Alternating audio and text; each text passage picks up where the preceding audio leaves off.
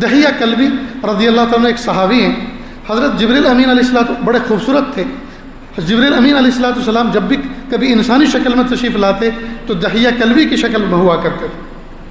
یہ اللہ کے محبوب صلی اللہ علیہ وسلم کے پاس آئے اور آ کر کہنے لگے, ابھی ایمان قبول نہیں کیا تھا, کہ رسول اللہ میری ایک بڑی خوبصورت بچی تھی, جو وہ بڑی ہو گئی اور کھیلنے لگی اور بولنے لگی, تو میں ایک مرتبہ ایک کدال میں نے اپنے کندھے پہ لی, اس کو لے کر گاؤں کے باہر مکہ کے باہر گیا. میں نے ایک گڑھا کھودا. جس وقت میں گڑھا کھود رہا تھا وہ پیاری پیاری زبان سے مجھ سے بات کر رہے تھے, ابو تم کیوں تکلیف اٹھا رہے ہو, تم کیوں یہ گڑھا کھود رہے ہو؟ اور گڑھا میں اس لیے کھود رہا تھا تاکہ اس کو دفن کر دوں. یہاں تک کہ میں گڑھا کھود کے مکمل کر چکا, زور سے میں نے اس کو جھٹکا دیا, بچی گڑھے میں گری اور میں نے دونوں ہاتھوں سے پھاوڑے کے ذریعے سے مٹی اندر ڈالنی شروع کی, یہاں تک کہ بچی چیختی چلاتی رہی اور یہاں تک کہ اس کی چیخیں بند ہو گئیں اور گڑھے کو مٹی سے پر کر دیا. تو میں اتنا بڑا پاپی ہوں, تو کیا اسلام لانے کے بعد میرا یہ گناہ معاف ہو سکتا ہے؟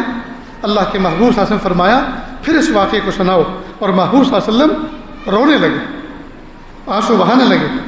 پھر سنا اور پھر فرمایا الاسلام یہدم بما کان قبلہ او کما قال علیہ الصلوۃ والسلام, اسلام تو وہ دولت ہے جو اسلام لانے سے پہلے جو کچھ پاپ کیے ہیں, گناہ کیے ہیں, ان تمام کو اللہ معاف فرما دیتے ہیں.